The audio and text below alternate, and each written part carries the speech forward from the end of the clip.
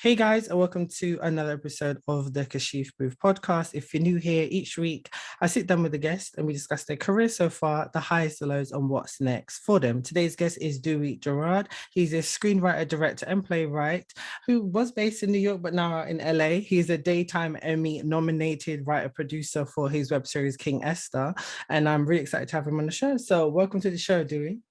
Hey, thank you so much for having me, man. I'm really glad to be here, and it's good to see you again. Yeah, you too. Like I said to you just before, we actually met all the way in 2019 at the Black Web Fest. I remember you gave an amazing workshop really about how to make money off your web series. And I remember taking a lot of notes because a lot of the time you go to these kind of like workshops or seminars and you hear the same thing, but you actually provided like insight into how I could make money. I remember a point you made about that.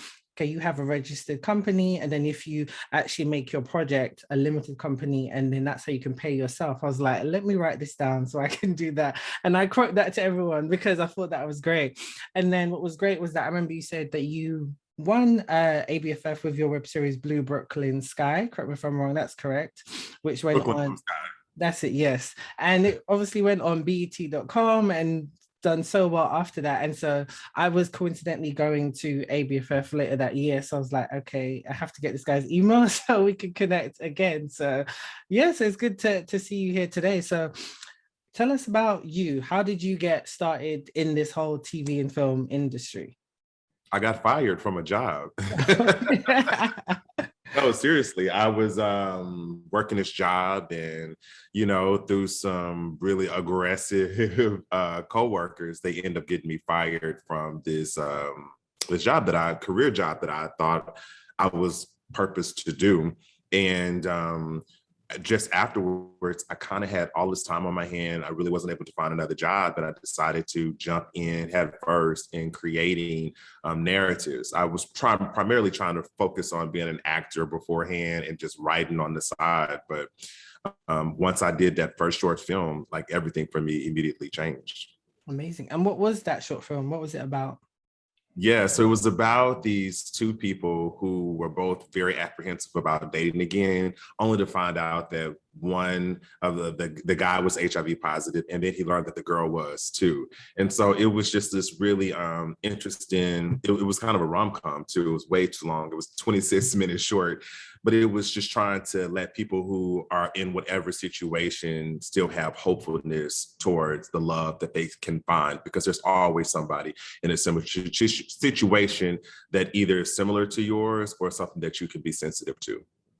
That's really good to hear. And it's good to hear that you kind of got your inspiration about becoming an independent filmmaker after being fired. I have a similar story for myself over here in the UK. One of the top broadcasters is called ITV, and I wasn't fired per se, but I was like this close, I'm saying really emphasis, to quit because it was horrible.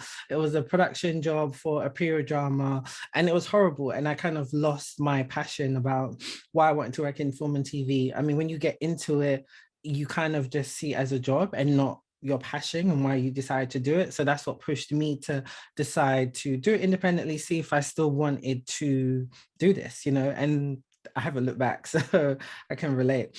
So how did you come up with your concept of your web series, Brooklyn Blue Sky? What was that process like? So I decided to do it after I had not worked in film in 6 years. I made a feature film called Lesson Before Love that ended up doing much better than I think anyone had expected. But the industry as a whole didn't pay any attention. I didn't get an agent from it. Nothing really happened. And my distribution deal actually just really broke my heart. So I was like, you know what? Let me just focus on what I enjoy, and that's writing. And I moved to New York and I said, I'm gonna become the best fucking writer that I possibly can. And through then, I started to see a lot of people become really successful with the web series genre. And I got really inspired. I was working with another creator at the time, Raven Drummer, and we decided to write a story about two people who wanted to get back into writing. It was very similar to the situation I was currently living at the time. And so that's why I decided to go with Brooklyn Blue as a great character and Skylar as the last character for the series. Amazing. So, and how did you guys fund it? Because it says 8 episodes web series, correct me if I'm wrong. And so how were you able to fund it and make it? How long did it take you to shoot it as well? Yeah, so I really wanted to approach it in like a very like specific way. I was extremely intentional. So we all self-funded it. We all put up 2,500, me and Raven, and then I got another friend of mine named um, Antoine, Antoine Jones, a talented photographer and artist in his own right, musician as well. So we had $7,500. And with that, I said, listen, let's take 4 days. Let's make 8 episodes and shoot it in 4-hour increments. So if you notice, the show has 4 daytime episodes and 4 nighttime episodes. So we did it in a very structured way. And we used each of those episodes just based on what we shot that day. And then we shot it that night. But I wrote it intentionally to be able to manifest like that. That's really good. And I'm happy you kind of really explained that, because as independent filmmakers, I've done the same thing for my web series actually, where I literally, how I used to write it that we could shoot it in one day. So I'd get a location and then be able to shoot in this corner of the room, so it looks like a coffee shop. This corner of the room looks like something, a restaurant or a hallway. And I was able to kind of really play around with it like that to save money and within the budget that we had. So it's good to hear you did that as well. And you was able to pull off such a great web series as well. So it shows that you have to be smart about how you plan it, but also you don't have to lose basically your creativity while working on a budget as well. So 100%. exactly. 100%. So what was your strategy? Because you won ABFF with that web series. So what was your film festival strategy? What was the plan and the goal for Brooklyn Blue Sky? Well, after having dealt with my feature film and put it in a couple of really good festivals, I always, usually if I don't get into something, I usually don't try again. As far as like writer labs or like diversity programs, those are very hard to get into. And I don't necessarily have the pedigree as far as like the educational aspect. Like I didn't go to USC or NYU or Brown, which when you're in those programs, it's just much easier for them to take you because they're like, you've been vetted by someone else. But for me, I really didn't honestly have a strategy other than I wanted to go more top tier. So I wanted to submit it to an Urban World, a Bronze Lens, an ABFF, because I wanted to get the attention of the industry. So I decided to go where the industry is, and they're at those festivals. And so those are the festivals that I submitted for specifically. Amazing. And obviously you did win, which was obviously amazing. So what happened next after you won? Because I remember you saying that it ended up on BET, and I think you said that you had there was a bidding war where you decided between HBO and BET. So what was that like? What was the next step? So you won. How did you get to that level to be in the room with those people to have those meetings? So it's interesting.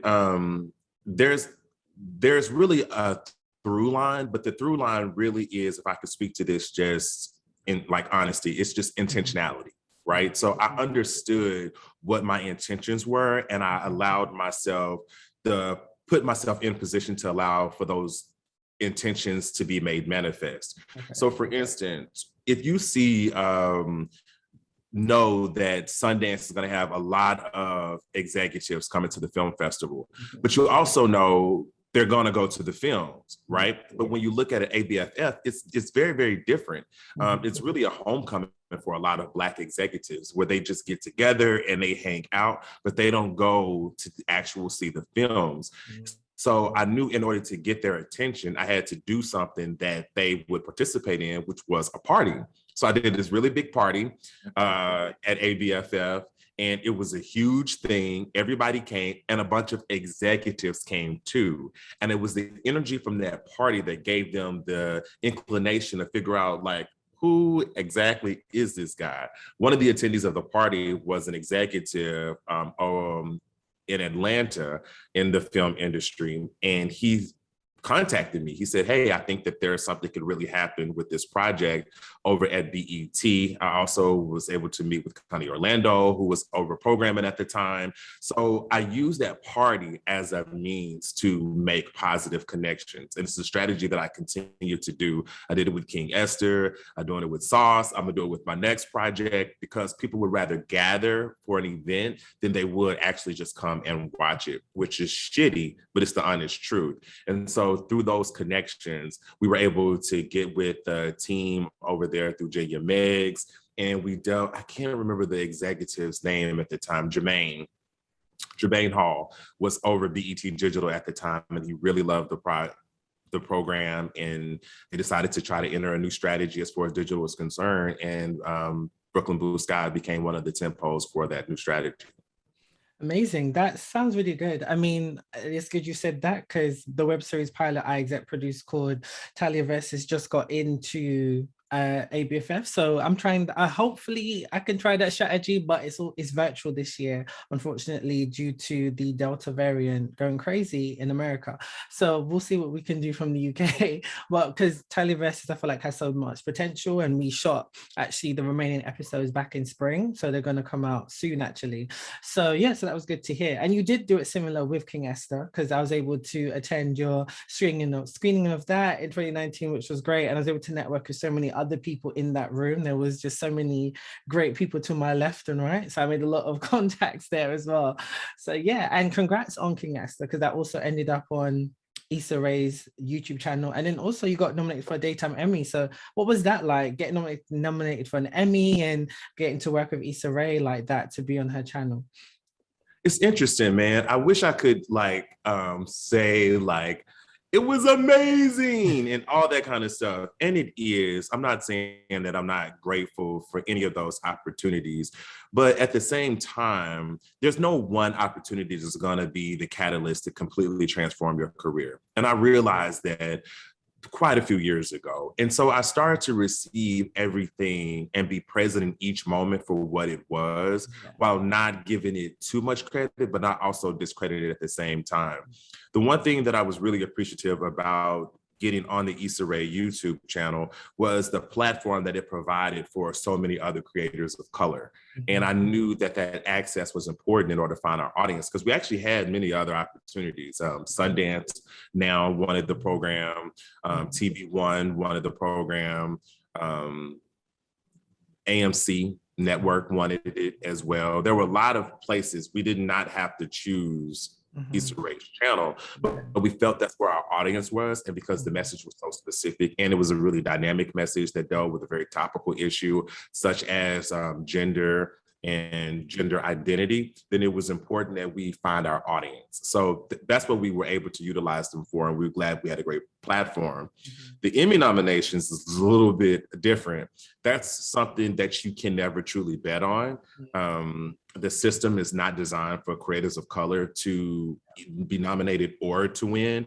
Neither is there a lot of parity within the system, such as Emmy voters. They never took tally of how many Black people were in there compared to the actual audience, trying to make sure they matched that up. And so when I got the nomination, it was a release of emotion, because as a creative, we deal with a lot of shit. We deal with a lot of people, a lot of naysayers, and sometimes that comes within your own crew of people who don't believe in you.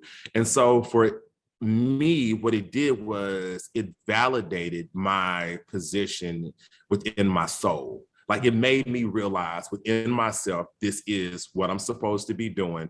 And I am a quality filmmaker. And all that nonsense that I had to deal with crews and cast and other people who challenged my vision, challenged my abilities, challenged my intellect, challenged my gangster, people that did all of that, you see. And now we all see that I know what I was doing the whole time. So that's really what that did for me. At large, of course, it makes other people notice you more. It makes other people see you more. But for me, it helped to affirm what I already affirmed within myself. And I know I'm kind of sounding kind of arrogant this morning. I'm not trying to come off that way, but this journey is not about being seen or making money or any of that stuff. It is about a personal relationship that you have with yourself, right? And the Emmy, even though it affirmed things for everybody else, it affirmed it the most for me. I don't think you sound arrogant. I think it's also about knowing your self-worth and knowing how good you are. And then when everybody else sees it, okay, now this is what I've been talking about. So it's just about owning that. And I totally understand that, because I know I'm good at what I do. And then once I have that attachment to it, then it's confirming everything else. So it's I think a lot of people can relate to, especially as a person of color. And even like you said, within your peers within the industry, they still doubt you as well. So I totally can relate to what you said. But the proof is in the pudding. That's what us Brits say. So yeah, I totally get it. That's really cool. So that's, I mean, it sounds really good. So what was your passion, or why did you want to get behind King Esther? Because obviously it's about a transgender woman and her journey based in New Orleans. Because I remember watching the trailer at the screening. So what made you want to tell that story and get behind it? So the manifestation of that story came from my own feelings of not necessarily being seen. And at the time, I thought my journey of discovery was about having others to see me, but it was really became about me actually seeing myself. And so when I had that question on, how do you live in a world that refuses to see you? I said, well, who is the person who has this question mark hanging over their head the worst? And I thought about our transgender brothers and sisters. And then even more, I started to think about Black trans women specifically.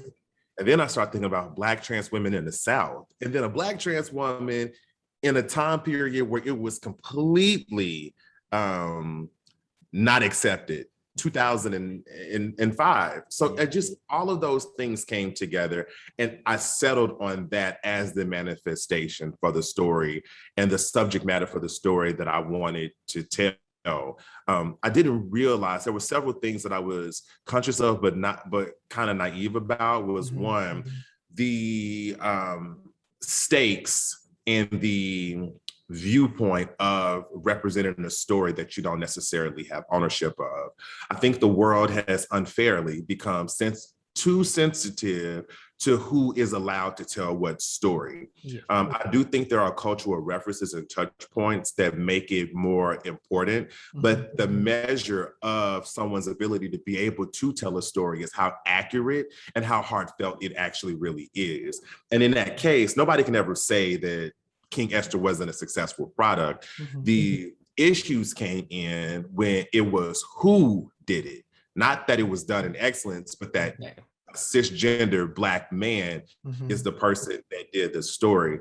And so I was happy that I did this, but I also had to face a lot of heat for it as well. And that was the unexpected part of the celebration, because putting yourself out there is one thing, but you never know how it's going to come back to you. And being challenged like that from even within the community, like, like the people at large, the trans community at large loved it, but it was the people a little bit more close to the production that started to become more challenging, especially when the spoils started to come.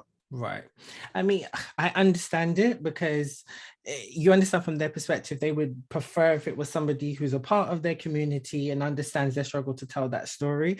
But I always say that as long as they're not taking it away from them, then that's where I feel like it's different. So if you've made sure that you surrounded everybody, the team, and made sure that you've done the research and they're so fully invested in it, then at least the story is going to be told authentically. But you can never really please everyone, So I totally get it. And so you should even try. And that's what I realized. It's like, you be sensitive to the subject that you are. And we reached out to so many transgendered organizations prior to LGBT organizations, the AIDS Health Foundation. We reached out, we got perspective, we paid attention, I read, I did my research, I did everything that I was supposed to do. I think looking back, I definitely would have done it the same way. I think going forward in the future, which is why I'm not going to do any more episodes of King Ester or another season of it.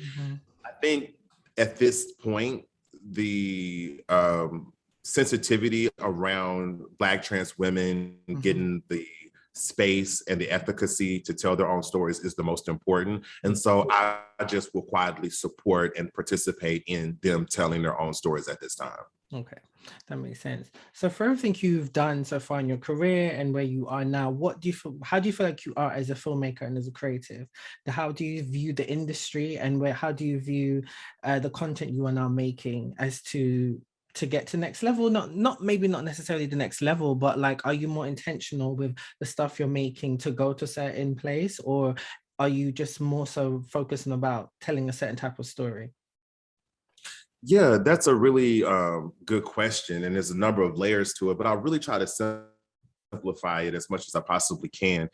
I am trying to get to the highest version of myself, whatever that looks like. Every product that you've ever seen from me is at the height of what I could have done at that moment.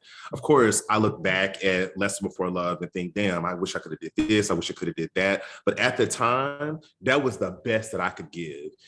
When I did King Ester, that was the best I could give. Sauce was the best I could give at that moment. So all I'm trying to do is to get to the highest manifestation of my creative and visual language. That's it.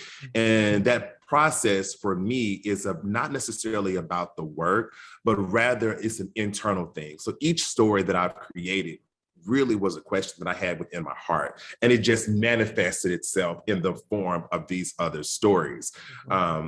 You know, most of these things I've not dealt with personally. You know, with my first short that I was telling you about, you know, I've never been diagnosed with, you know, a debilitating disease like HIV. So that doesn't manifest with me, but it's how do you start in a world that you stop in, right? Because that's what I was facing. I was blocked creatively. What do I do? And so that's where I go internally. So any story that you'll ever see from me starts off as some big question that's weighing on my spirit at the time. And then based on budget, resources, and environment, I will manifest. So if I get a $5 million budget to do my next project, you're going to see an outstanding $5 million motherfucking project. If I get $6 to do a project next time, you're gonna see an outstanding $6 project. So it doesn't matter the level, it doesn't matter the budget. I'm gonna come in and I'm gonna give it my absolute best each and every time to answer that question that I have within me so that I can heal and continue to create. I love that. I love that answer. That's really, really good. So in everything you have done, what would you say is the advice or best piece of advice, what has stuck with you, what keeps you motivated, keeps you going, keeps you manifesting to get to where you want to be? What I'm doing is not about, it's not what it's all about, right? We get on set. I used to get on set and I used to just try to fix things that need to be fixed, deal with issues, put out fires, try to have this like perfect day on set. A lot of people have kind of faulted me that know me personally. I have this very utopian idea for how I think a set should run. I think it's possible for everybody to be respected. I think it's possible for everybody to be heard. I think it's possible for everybody to leave set. Nobody having been yelled at. Nobody have been treated shitty. And in me trying to do all of that, I am the one who gets treated shitty. I am the one that gets disrespected. No, it happens all the time. It recently happened on a project that I was working with down in New Orleans, and it broke my heart to think that I would put all of this into it in order. But what I realized is I was looking at everything wrong. Yeah, I was looking at it all wrong. I was looking at it, this is how I want it to go. This is not going how I want it to go. And so I'm always going to leave with disappointment. But what I've learned and what I plan to enact in every moment and every day of my life is that the present is the gift, right? So if I'm dealing with an issue, that's a gift because I get to deal with this issue. If I'm having a laugh with somebody, that's the issue. I'm going to have that laugh. I'm going to enjoy that moment. When I say action, I'm going to enjoy that moment. When I say cut, I'm going to enjoy that moment. If I can see somebody's trying to manipulate me and I can actually see it, I'm going to enjoy that moment. I'm being serious with I totally understand. It's not about it's not about these projects. It's about me being the best version of myself so that at the end of the day, when it's all said and done, I can look in the mirror and says, I enjoyed my time and I lived my purpose. That's it. That's it. If I get to do it with HBO, let's go. If I got to do it with TV One, let's go. If I got to just do it for Henry Astor Pictures and do it for myself, let's do it. That's just where I am. Mm-hmm. No, that's really good. That's really good. I mean, I personally feel like you can have a set where everything goes smoothly, everyone's having a good old time. That's really my mantra. Any set I'm on, everyone needs to be smiling. I'm making everybody laugh. Like, I'm very shady, so I have my safety on my gun is off. So I will throw fun shade at everyone to open everybody off. Like, I want to make sure everyone has a good time. And that's what I want people to leave. And everyone always remembers me as like, yeah, you made it so fun. It was all good. Even the extras, I want the extras, the runner, everyone to feel like they're included on set. Because I've been there where you've gone on set and like nobody wants to speak to you and nobody's trying to engage with you. And I hate that, whether it's been, and that's where it's been predominantly in white spaces. So it's like when it's a predominantly Black set, like, no, it needs to be amazing. We need to feel the love because we all know what it's like. So I totally get that. So what's next? What have you got coming up? What can you share to see like what, because I know you're very busy. So what have you got coming up? Well, this has been an interesting year. So I shot a pilot called Last Name Unknown last year, which I'm really excited about. I did it with Quality Films and Universal Music Group, which really took a very bold stance in investing in an independent pilot. So that's right now up for, hopefully, we submitted to Sundance. And it's so interesting. I used to not say anything to anybody. That way, if I didn't get in, it would shield me from the disappointment of not getting in. But sharing is caring.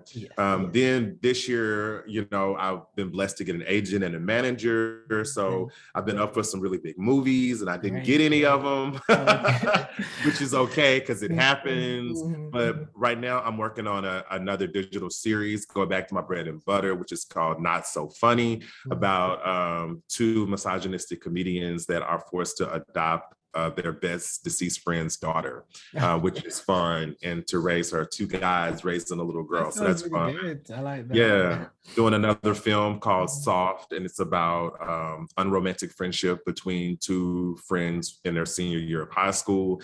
And I'm still trying to move around my feature film, Inevitable Sadness of All Things Good. So that's like the $1 million feature that I've gotten out into the system. And so I'm actively working with different producers and production companies to not only get it funded, but also get it completed and done in excellence. Amazing. That sounds great. I mean, it's so exciting, everything what you've got going on. So I'm excited to see what you put out as well. So where can people find you to like check out your old stuff and your website and stuff like that? Yeah, so I think the host of my stuff is on my website, DeweyJarrod.com, and on social media, Dewey Gerard, DUIJARROD. I'm only on Instagram at this time. I'm supposed to get a Twitter. I don't know. My assistant, she'll have to work that out because I'm not doing it. But, I'll get a Twitter soon, I think, just for strategic, creative communication purposes. So that's how you can find me and catch up with me. Pretty much YouTube my stuff. You can see Less Than Before Love is on Amazon. Issa Rae YouTube channel, you can check out King Ester. You can type in Sauce, Dewey Gerard, see that digital series. And Brooklyn Blue Sky, they're all there and available for people to check out online. Amazing. Well, thanks again for like coming on the show. Honestly, I say this to everybody because this is the second season of my podcast, and the first half I've literally just interviewed all my connections across the pond, all you guys out in the US and Canada. And so like I was supposed to come to the US, I was going to hit everybody up and like, hey, what's going on? But COVID has like stopped all of my plans.